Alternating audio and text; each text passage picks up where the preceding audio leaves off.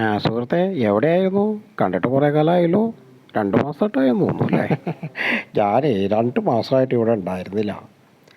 ഞാൻ ഒരു സ്ഥലം വരെ ഒന്ന് പോയിരിക്കുകയായിരുന്നു. കഴിഞ്ഞ തവണ ജർമ്മനിയിൽ നിന്ന് നമ്മുടെ സ്റ്റാലിൻ വന്നിട്ടുണ്ടായിരുന്നല്ലോ. അപ്പോൾ അവൻ പറഞ്ഞായിരുന്നു ഈ ഫെബ്രുവരി 10-ാം തീയതി ഒക്കെ ആകുമ്പോഴത്തേക്കൊന്ന് വാടാന്ന് പറഞ്ഞിട്ട് വിളിച്ചിട്ടുണ്ടായിരുന്നു. ഓ, അതാണ് ഇവിടെ കാണാതിരുന്നത് അല്ലേ? ഓ, അത് ഓർക്കുമ്പോൾ തന്നെ പേടിയാവും.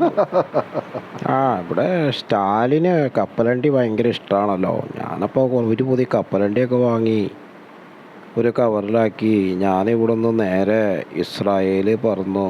ഇസ്രായേൽ ചെന്നപ്പോഴാണ് അവിടെ ഒരു വലിയ വിമാനം പറന്നു പോകണ്ടായിരുന്നു. അപ്പോൾ ഞാൻ ഓർത്തു ഒരു കാര്യം ചെയ്യാം, എന്നാൽ ഇറാനിലിറങ്ങിയിട്ട് അവിടെ നിന്ന് പോകാം എന്ന് കരുതിയിട്ട് ഞാൻ ആ വിമാനത്തിൻ്റെ മുകളിൽ ഞാൻ കയറിയിരുന്നു. നല്ല വീതിയുള്ള വിമാനമാണ്, ചിറകൊക്കെ അടിച്ച് അങ്ങനെ പറന്നു പോയി.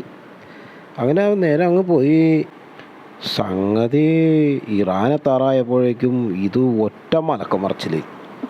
എൻ്റെ കയ്യിലിരുന്ന കപ്പലണ്ടി പൊതിയും തെറിച്ചു പോയി. എൻ്റെ പൊന്നെ, ഞാൻ തല കറങ്ങി താഴേക്ക് പോകുന്നു. എന്നിട്ട് ഞാൻ പിന്നെ ഒരു വിധത്തിൽ പറന്ന് മുകളിലേക്ക് വന്നപ്പോൾ ദേ അവിടെ നിന്ന് ഒരു റോക്കറ്റ് ദേ പാഞ്ഞു വരും. ഞാൻ അതിൽ കയറി നേരെ ഇസ്രായേലിലേക്ക് വന്നു.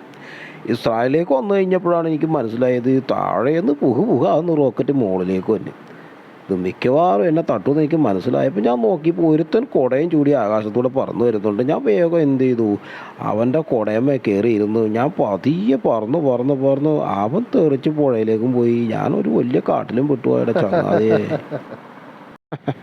ഇനി എന്നാ പോണേ? ഇനി പോകുമ്പോൾ അറിയിക്കാം. താനിപ്പോൾ ചെല്ലേ.